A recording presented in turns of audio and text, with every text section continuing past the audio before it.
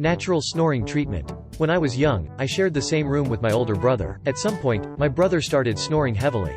I couldn't sleep because of that sound. I had a tiring day every day. There wasn't enough space, so I couldn't use a separate room. Then I saw a TV program about shock therapy. They say that if you give a shock, the behavior changes subconsciously. We went into action right away that night. I was snoring that day too, so I slapped my cheek hard. I pretended to sleep again. But the snoring was repeated. I repeated that action 5 times. After that, I slept really quietly that day. I slept quietly for several days. He snored again. Later I got tired. In the end, I slept with earplugs in. This method works in the short term.